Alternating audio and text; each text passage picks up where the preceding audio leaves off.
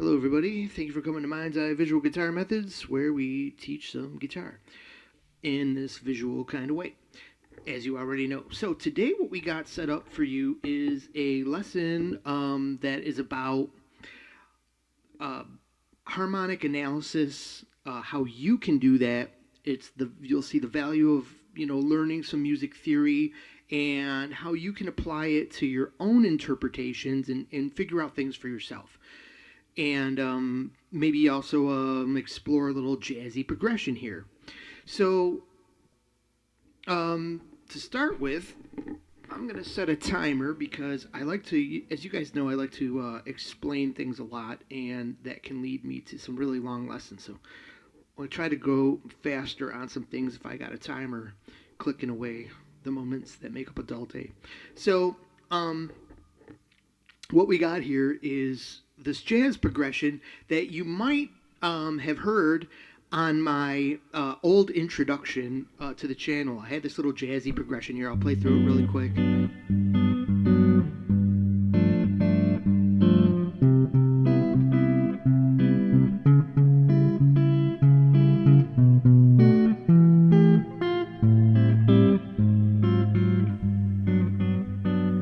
A really cool little jazzy sounding piece. It has some like movement to it, has some jazzy chords, and it's cool. Now, when I first played that way back, this channel's like 6 years old now or more. And when I played that, I think it's almost 10. I had no idea. I knew the chords and I learned them because I don't know. I saw it on another lesson, so I learned it. It sounded cool, and the grips were easy enough. I said, "Oh, let me learn that so I can at least sound like I know some jazz." And when you play that, it sounds like, wow, that guy must know something about something. But I didn't. I had no idea at all what these chords were, other than this one had a G root, and then why everything sounded like it did. And beyond that, like, how could I make up something like that when some of this stuff was not coming from a normal place that I could find by just knowing like the normal chords of a scale.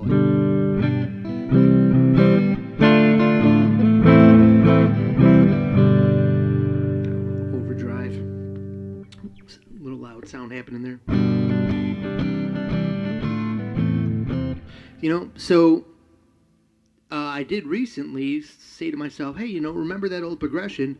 Why don't I revisit that and kind of find out what I know today? How can I explain that? And I was able to go through it and say, oh, okay, look, I know what's going on here to a degree. And another thing is, it's like with this theoretical music theory and explaining things with music theory. I'm sure someone else out there could say, well, that's also the this of that, and it's happening because of the this and the that. And it shows you that there are still multiple ways of looking at things. Music theory isn't like a fully, there are some facts involved, but it's not like completely definitive. Like, hey, Jerry knows the theory, and Tim doesn't, and there's it's black and white. People can put these things into their own contexts. But the key is to create an understanding of things so that when you grasp an understanding, then it enables you to apply these more into your own creations. So let's start. Let's get into that. So what you just heard is a progression of 9 chords, the ninth one being back to the one. So it's really, I guess, 8 different chords. And here they are really quick, and then we'll go over them sheet by sheet, I see different sheets of Excel spreadsheet here. But anyways, chord by chord, we'll give it an explanation of what exactly is happening. But we have, just look at the grips really quick so you get an idea of what's going on. And I'll try to get my camera positioned properly here so we're actually on the fretboard. Maybe I need to be up a little bit there. Okay.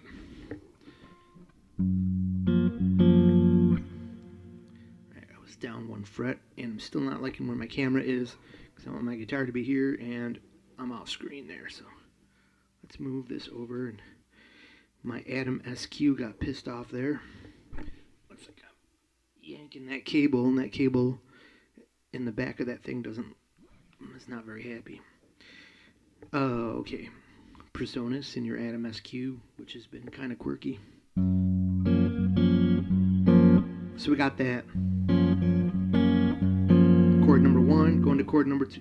Let me play it on the G root like I'm supposed to. So anyways, here it is on the G root. Chord number 2. Chord 3. Chord 4. Some definite interest, some non-diatonic interest there. And we go 5 to chord number 6. A little melody note that we'll talk about. Chord number 7. That's the same grip as number 5. We're just now down on an A root. Move down 1 fret to this chord. That's a weird one. Where did that come from? But it leads nicely into the restfulness of the 1 chord. We're back home. As you can see, we kind of went pretty far away and came back. And I didn't even conceptualize that when I heard it. It just sounded cool. I didn't know that I was going away in any kind of way. So here we got this. One thing that will help you with some of the concepts today is to know this alphabet, A, C, E, G, B, D, F, A. We want to figure out some chords really quick. Hey, what's a G major chord? It's going to be G, B, D, but it may have an alteration. But these are going to be the letters of the chord, even if we have to sharp or flat for whatever reason. But without getting into a whole nother rabbit hole there, we'll just leave it at that. There is some more deeper information to really understand it, because you're, as a beginner, if you're looking at that, you're going to go, why are there some sharps and some flats sometimes and not every time? But we'll leave that for another lesson. And please type in the comments if you need that lesson. Chord number 1 is a G major 7. G, B, D, and F sharp. 7 chords are triads with that 1 more note to create a 4-note chord. It's one of the 7s in most cases, unless we're talking diminished, and one of these is in the song that we'll get to. So this sets up home. When we play this chord, what we've done is actually create a suggestion to the listener that this is our home base. And a major 7 works as a nice home base. It's a nice comfortable chord. A major 7 is cool because it's I think that 7 adds a sense of elegance to a general, like here's a G triad, just 3 notes.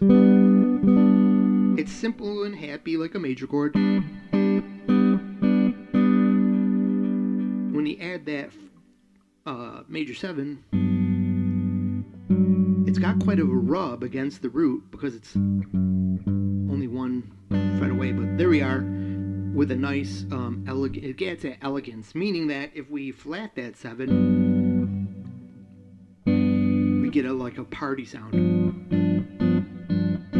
Something a little more rebellious to me about that chord. But remember, these are like, you're welcome to your concepts of how you put these things into context. But as a general, you'll find in music, those are good descriptors for the sounds, at least for me. Okay, so those are the note names. G, there's the F sharp, the B, and the D that we needed to make this G major 7. And there's our jazz grip. Pretty cool. And another thing that we want to know with each of these chords are the intervals. So let's say I wanted to play a solo. I'm going to consider playing around with that 3rd or that 7, maybe a line that goes back to the 5, and something along with those. My solo is going to have that, perhaps some of those chord tones with some steps. 7 to the 1, 3 to the 4, to the 5, 6, 5. Walk from the 6 down to the 5. Using the rhythm.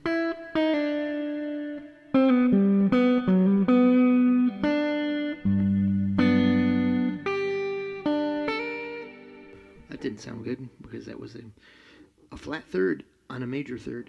chord. All right, so but see, those are the things you can know once you know all this theory stuff and you know where your intervals are. And that instantly explained why that note that I played, that I just guessed,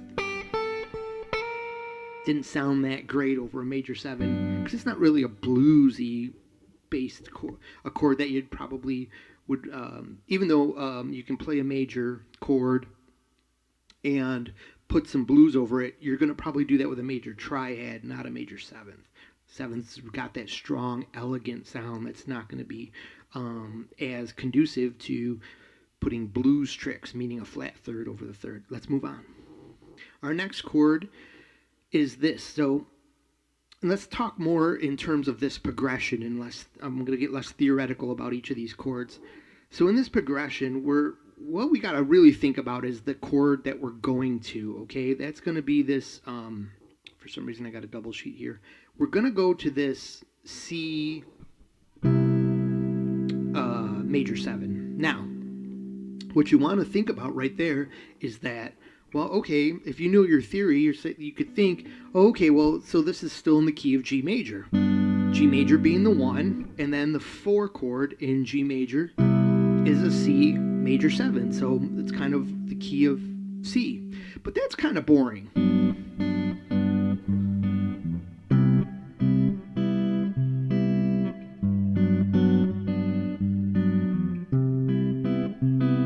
Or it's just pretty relaxed and normal. We haven't really added any interest to that progression, and we can do that like this with this little intermediate chord here.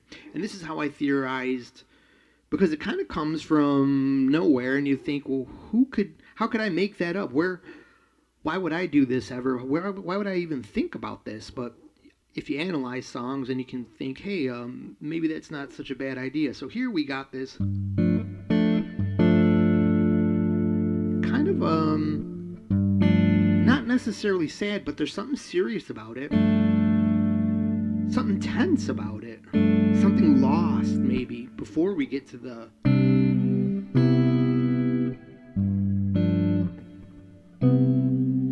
but there's something that fits with the C, and we're going to go over that. So we got G F A D, and here's what I called this chord. You could perhaps think about this as a G9 chord, and here's why. We have the root, and see, this is why you say, well, what, G9? What are you talking about? How do you get that? That's where you might see the same chord as an interval spelling, and then that stuff makes sense. See how my lessons here really bring this knowledge out to you without just talking about it, showing you a fretboard and expecting, you coming from nowhere to follow along. This is where I think these lessons are helping people. But anyways, so we go to the intervals here and we see, okay, that's a root. Now we have that drop 7 like we talked to in that party chord. By the way, when we make this G a major 7 like we had a second ago, that's definitely either a 1 or a 4 chord, but it's probably not a 4 chord. So it's probably, an Ionian chord, a 1 chord. If we had made it that, just drop that 7 like we talked about earlier when I said, okay, that one has more of a party sound, that makes it a G7 chord. Now a 7 chord is only found in one spot of a key, and it's the 5. And it's that, you're going to hear about this all the time if you're new to this. That 5 chord is that special dominant chord. It's dominant because of that 7 that fell down there. And that leads to the 1. So in other words, this becomes, if we just played a 5, this G7 chord, it'd almost be like we started our progression on a 5 and went to a 1. Because that's what that would inherently sound to your ear. And now if you wanted to give that a special name because of its certain sound, the 5 is always going to be associated with Mixolydian. So that'd be like a Mixolydian progression, because we're going 5, 1, maybe some other chords back to the 5. That's a Mixolydian based progression. So, but we didn't do that. We started with that elegant G. But now we went to something that's sort of like that 7 chord, but look at that A note. We would have the raised third over there, but instead we we have a flatted. We have the I have people texting me now, of course, while I'm doing a lesson. We have a flatted 2, or not the flatted 2, but we have a lowered third down to a 2. So that kind of changes things around a bit. So this is why we could consider this a G9 chord, because we have that 7 in there, and then instead of considering a 2 like a as if we were like a suspended 2 chord, it's not really a sus chord since it has that 7 in it.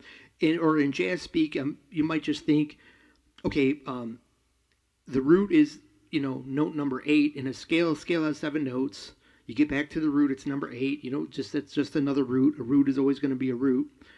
And then if we move past there, you start counting again, but you don't go back from 1 to 2 again. You go back to above 8. So that would be 9. A flat 2 would be a flat 9, and a regular 2 would be a 9. So this is where the term G9 comes from. But that doesn't explain it as well to me as if thinking about this. If you do the note names, you got G, F, A, D. When you make this, when you drop the third from the chord, you get this F, A, D. Now, what do you get F, A, D? I've heard of an F, A, C, but let's rearrange those and think about, is there a triad hiding in here? And if you think about it from D, F, A, you go, oh, D, F, A. That's a D triad. So this is like a D minor triad because D, F, A is minor. And so D, F, A is going to be the key of G. I'm sorry, the key of C. A chord from the key of C, a D minor. And since we're leading to a key of C, D minor is in a couple of different keys, right? But since we're leading to a C chord from a G, it's almost kind of like, and we've got that lowered 7 now, as if we're playing the 5 chord. It's almost like we very deceptively changed from the key of G to the key of C. Really doable with only 2 notes changed from our original chord, and it adds a tension that's glued together with the root. The tonic is still G, so it really works in that way to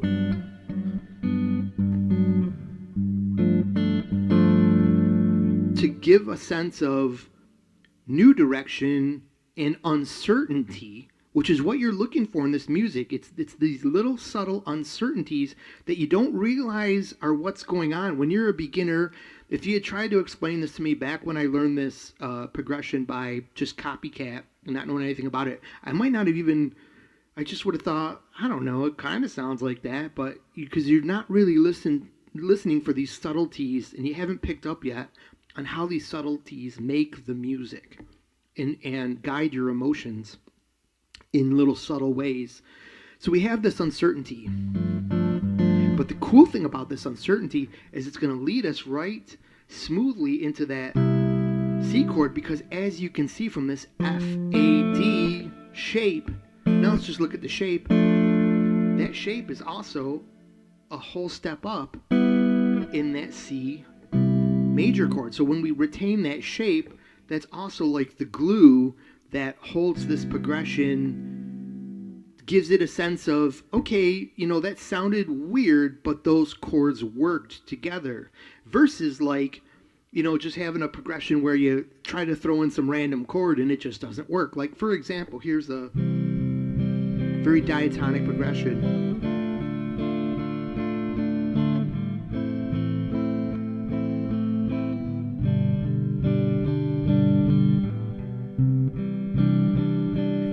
Still diatonic.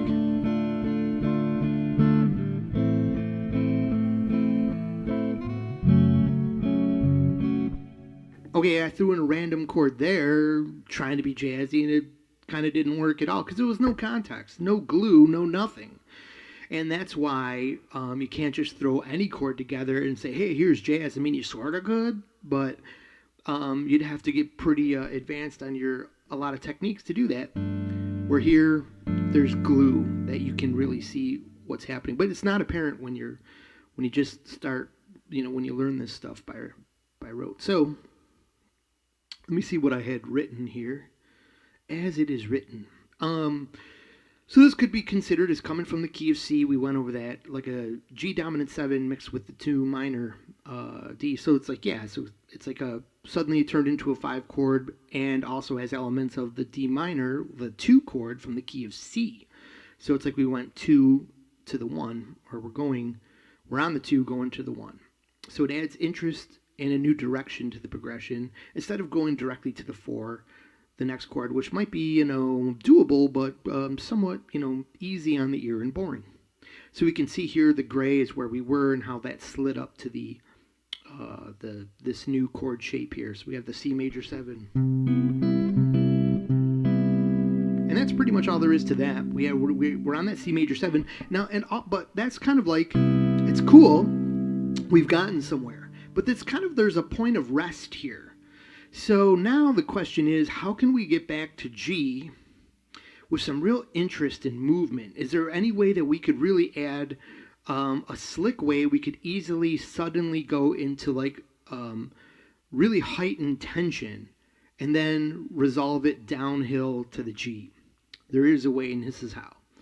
We're going to change 2 notes of this chord, keeping this 5 and this 3 as the glue that will help it make sense.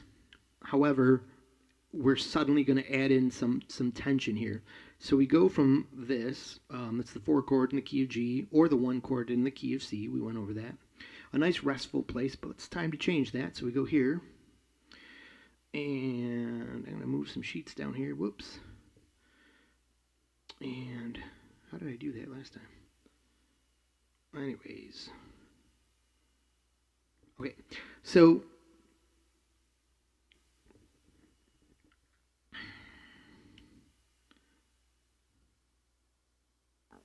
all right, so some sheets got screwed up here. Oh no, don't tell me I missed a sheet here. Oh, sheet. Oh, sheet. Oh, sheet. Okay, right here. So apparently some sheets got messed up here. So here's where we were, the C, and we're going to go to the next chord. C major 7. And so now we have C diminished, okay? This is a very important chord for this progression. And you can hear that when we played this progression, we went.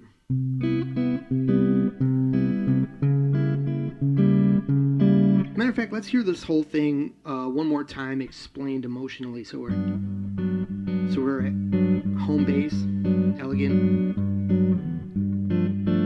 Little uncertainty kicks in, questionable. Where are we going? Okay, we went somewhere.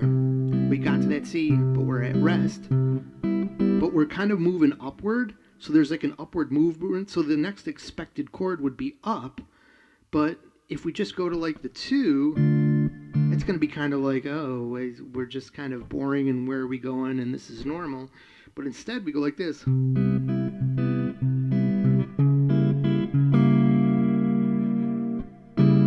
Oh no.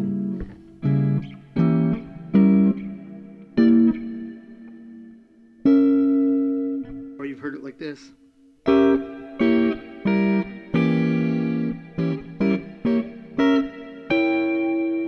Very important what I'm doing. This C diminished chord. Let's talk about what it is, and then we're going to talk about the importance of it. So it's C sharp, then we got the E, the G, and the B. So we've got these, we know the note names, but what's important probably are the intervals. So our new root is a half step up from the C, so it kind of had that upward movement into some new harmonic territory, so that creates a lot of interest and some tension, because now that, where's it going to go? And this really needs to get resolved somewhere, because a diminished chord kind of needs to be resolved somewhere. So we've got this 5, and I got a poorly written out interval there. That would be a half diminished if that was the flat 7, but we have a full diminished chord. So we've lowered the regular 7. Well, I'm sorry, the what would be the root, where the plus sign is. We would have a regular 7 there. We would have a this whole thing is screwed up here. I really did not check my work as well as I. All right, but that was pretty easy. All right, so we've got the flatted fifth there. This would be the octave. We know that's our octave on the fretboard. So we have regular seven, the flatted seven, down to the six. So we've completely diminished the seven, and that's where a full diminished chord comes from. Or diminished, it's saying diminished seven. It's already diminished because the fifth has been diminished, and it's a minor because it's got a flat third. And we've lowered the six to create this chord that does this. You can go up the fretboard in these flat thirds, flat third away from each, move the root up a flat third, meaning starting on the note we played, 1, 2, 3, 1, 2, 3.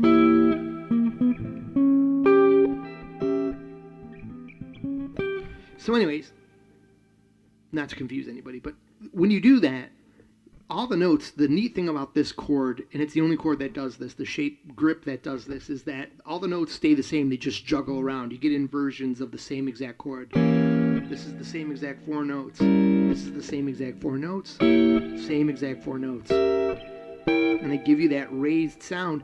And you may want to conceptualize this as the old, from the old black and white movies where, you know, the person is tied to the railroad tracks and the train is coming and they have to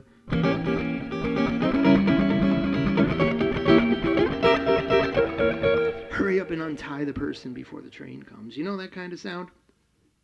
So, you know, it's always been used for a long time as like the tension chord.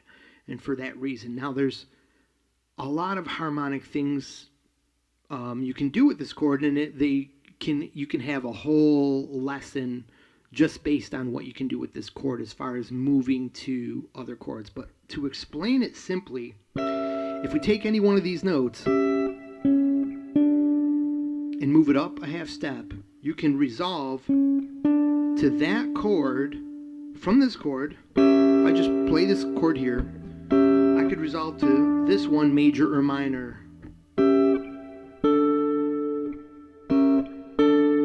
Got that. You can hear there's a sense of resolve there. So, and you can do that with major or minor.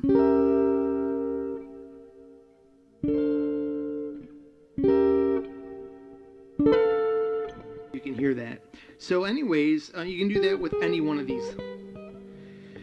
So that gives us some possibilities on where this chord could go. So the next thing to do is leave this chord behind and talk about where, as much as we could, you know, theorize all the great things about this kind of chord, let's talk about where we're going to go and why this makes sense. We need to go somewhere. But remember, we are trying to get back to the G major. And at this point, we've pretty much created probably as much tension as we can get out of our guitar sound, of our chords, chordal tension, harmonic tension. So we want to go to some place that could lead back with a couple of chords back to the G. So we're going to need one of those notes. There's some other resolutions. You can use one of the same notes, I think, as a major chord, but so there's a whole bunch of different tricks we can use from this. Which trick will we use? Well, one good thing that leads back to a C, or to any chord, a great way to resolve to any chord, especially in jazz, is a 2-5-1. However, maybe that's a little too quick and easy. But so how could we extend that out? Well, we could extend it out the logical way by moving backwards, so to speak, in the cycle of fourths. And we talked about this in the last lesson, so you should know in a key, if you were here, you got a 4.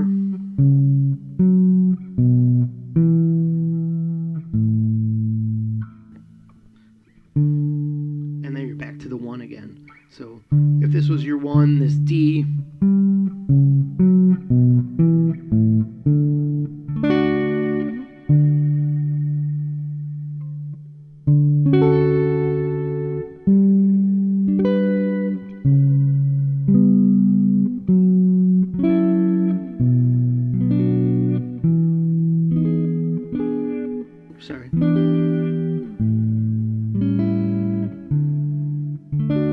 You can hear how all those chords flowed in a progression of different sounding chords, but they worked with each other because that was a progression of moving basically like 2-5-1, but from farther up the scale. So that would be, it goes starting from the 1, it's 1-7-4. I'm sorry, 1-4-7-3-6-2-5-1. And now you get the end there, you get that 2-5-1. It's basically the shorthand version, the very end of that resolve. So 3-6-2-5-1 would be a good idea. Can we get to a 3 from G major? So what's the 3 from G major? 1, 2 is A, 3 is B. Is there a B available from this? A half step north of one of these notes. And it turns out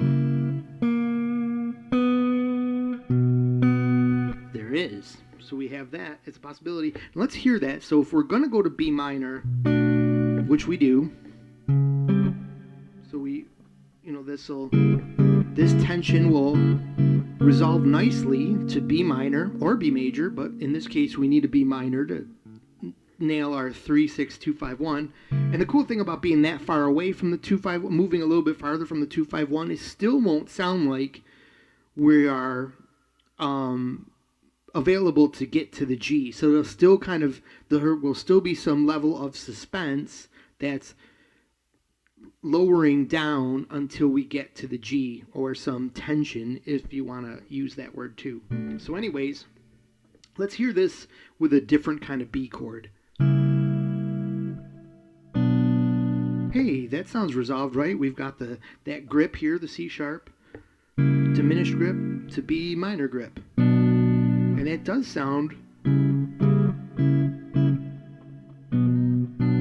resolved. Let's see if I wrote that out like I think I did.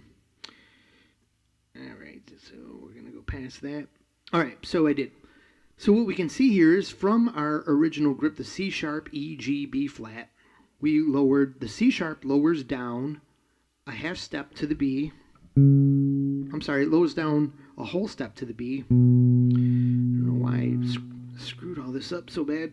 Anyways, and maybe we'll even capitalize that to work on the OCD there. The E drops down to the D.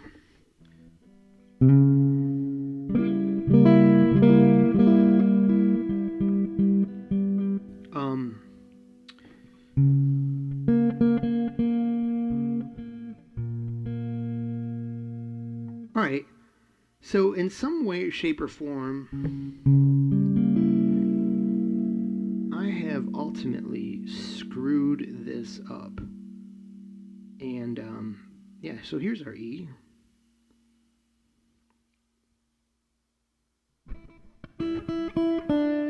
Yes. Sorry, I didn't see that. So anyways, the third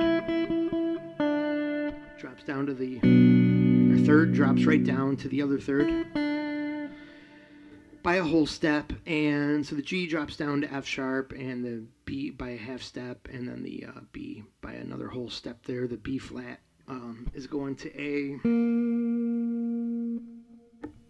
or is going up to A. Is that right? It's not an A. B flat goes to B. So I don't know what I did here. I screwed something up with that. So never mind. It doesn't really matter. But anyways, you can just hear the resolve there. Figure out the intervals for yourself. But another way we could have, when you play the chord up here and see.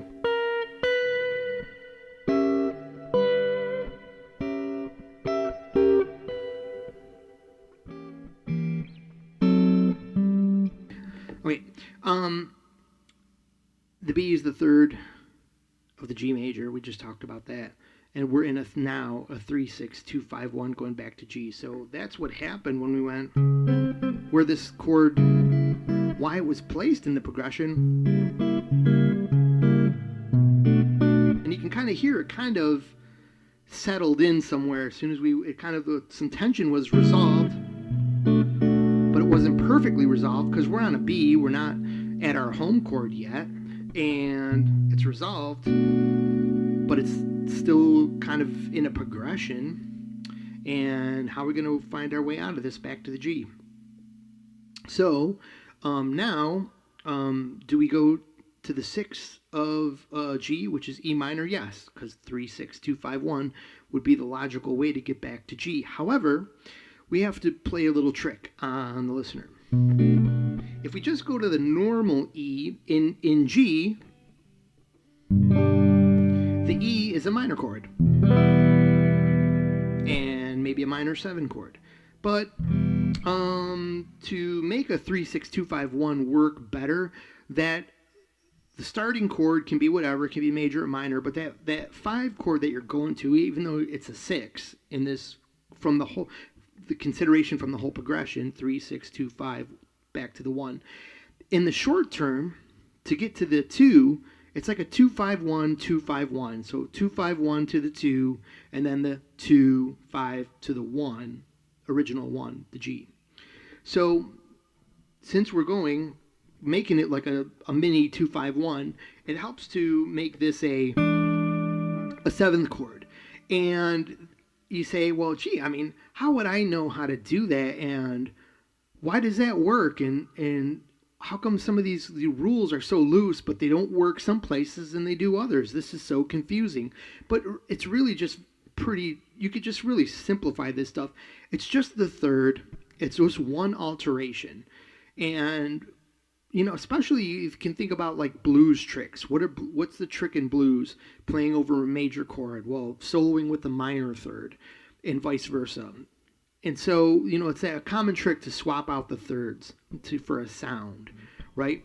So, in this case, it's really doable, or perhaps, pretty normal. And we want that 5 sound anyways to get back to to where we're going. So it's going to be doable. And on top of that, I've got this chord. In the first sheet, you can see how we use maybe I should go back there just to show you. It's way back there. Okay, what sheet are we on now? Anyways, this is going to screw everything up. But all right, we're on. Remember sheet 10, everybody. You're not going to have to remember that. But so over here, we can see that. This chord right here, this shape right here, Jimi Hendrix, right? So remember that note right there.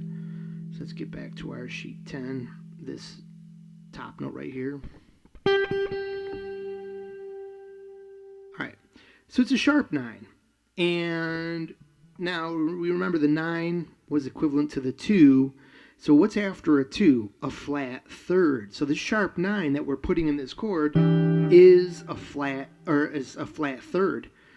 So it's like we have, through that little funky doodle thing that we're doing to this chord, we have the minor third in there.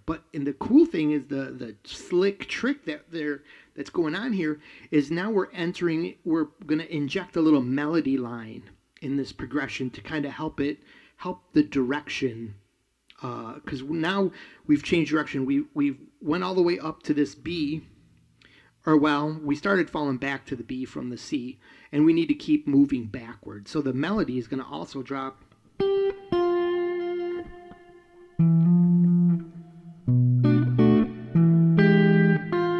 Because that's a real clasher note there.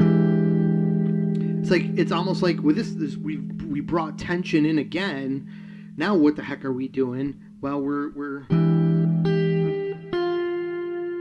showing which way the flow is going to go. We're falling down, and we're resolving the real problematic note of that chord. It's kind of like the flat third that it should have, but the bulk of the chord is this 7th chord, dominant chord, and that kind of, now that we've made that change to a more normal, you could even play this as 2 chords. You could go,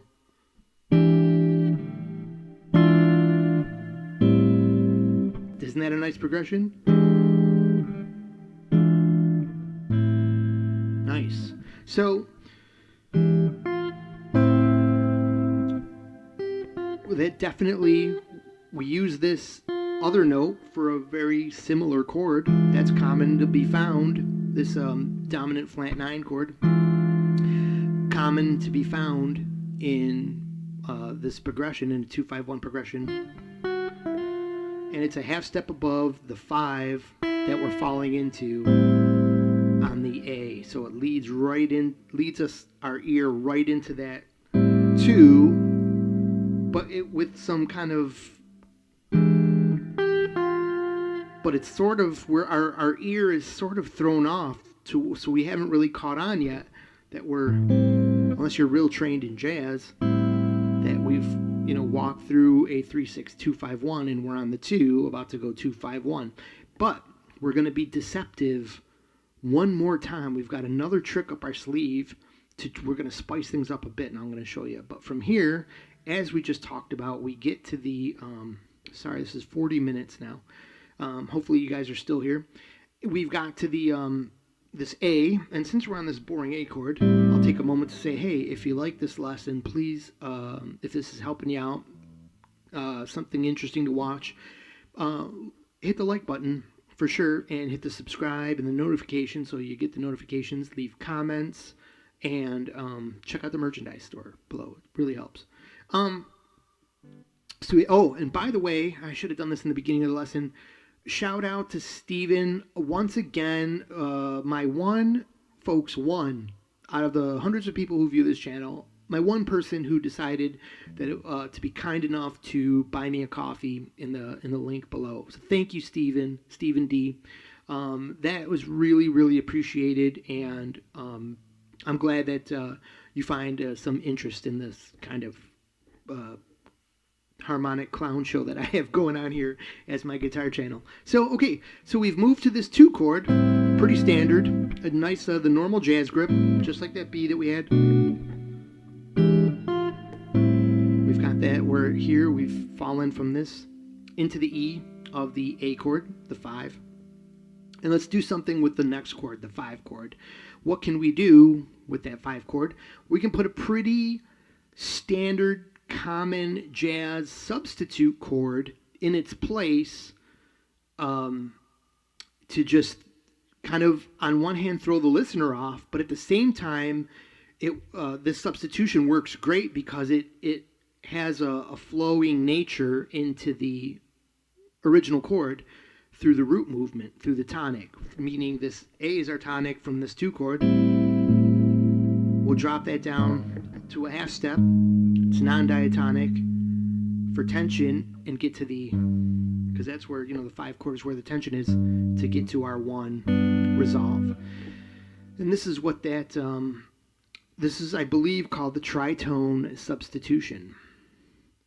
And here it is. So let's first look at what we could have done. So we could go to the regular 5 chord. And I thought that when I wrote this, I was going to now tell you, but we already told you, we've been moving through a 3-6-2-5-1. And you can see that, you can recognize this wording from the circle of fifths, B, A, E, D, G. And so you'll find that if you work your way, counterclockwise around the circle of fifths. So anyways, we could go here to the regular 5 chord. This is like where you would normally go. So the progression could sound like this.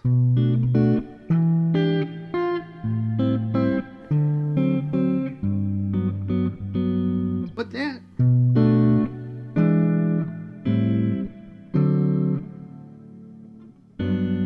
is cool, but it lacks some character it could have, because we've got that everything's a little bit predictable there. So great to be able to throw the listener off with a little trick. And a trick you can use is called the tritone substitution. So what is the tritone substitution?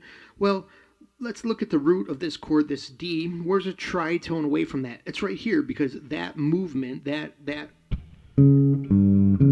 direction on the fretboard is always a tritone. When you move from that fret to a string below or above in this angular direction, it's a repeating set of tritones no matter which direction you choose, which is interesting about the tritone. So we'll just kind of mark that there. we're going to kind of use that instead. And instead of using this chord, we'll omit that D and we'll add in a note down there. Let's check it out. But first, this tritone substitution actually gives us this. Maybe we'll make that yellow, so you can see that that's the note that we're talking about. And maybe we'll make this one green because that's where we were. So the tritone sub gives us this stepwise root movement to the G, the tonic chord. So this is where we're headed, that orange note. This is where we were. So it kind of gives us that.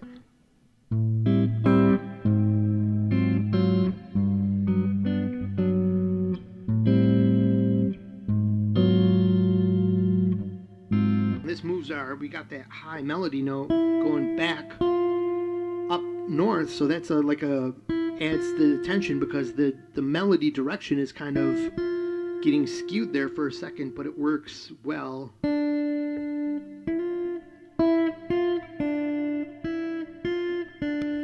As like a little bit of resolve there in the melody line. So yeah, we got the A going down to the G sharp to the G. It's A flat, G, whatever. So here we have the full chord that we're talking about here. It's this. This is the grip. All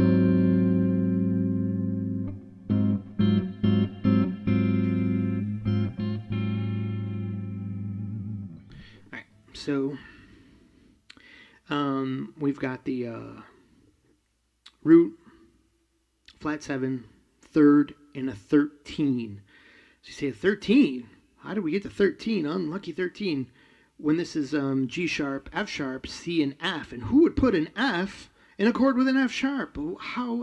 This is madness. How would I ever figure this out? But it works like this. This is a 13. And how is it a 13? Because it's a 6. And a high 6, it's just a simple way to think about it. Very layman's terms for those who are, getting somewhat, some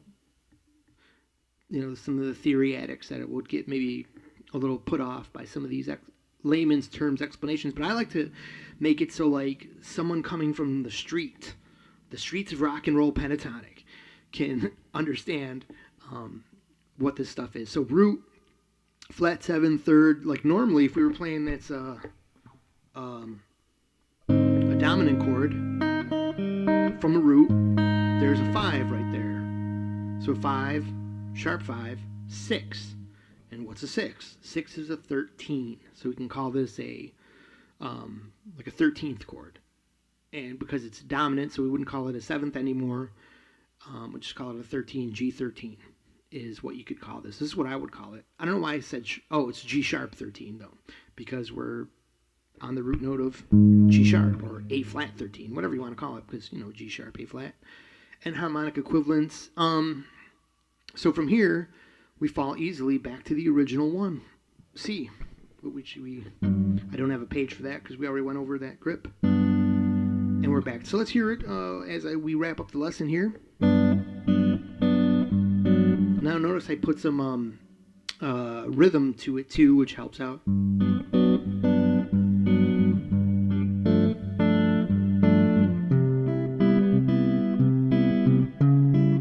tension.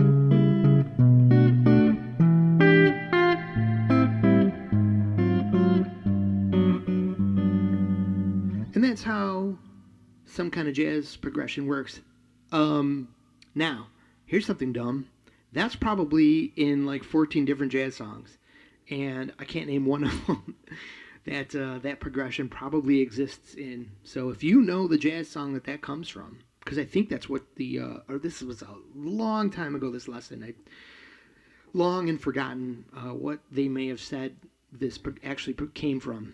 I'm sure it did. So if you know the song, let me know in the comments. But I'm going to leave you with that so we can cut the lesson down at a reasonable 50 minutes, 49 minutes hopefully. And thank you again. Do all the things, the like, subscribe, comments, donate because it's so needed. And once again, thank you, Steve D, for your contribution in the tip jar or buy me a coffee thing. So appreciated. Have a great day, everyone. Mind's Eye Visual Guitar Method. Throw me some questions about things you'd like to have explained, and whatever, we'll go from there. Thank you once again for watching this channel, and I hope it helped.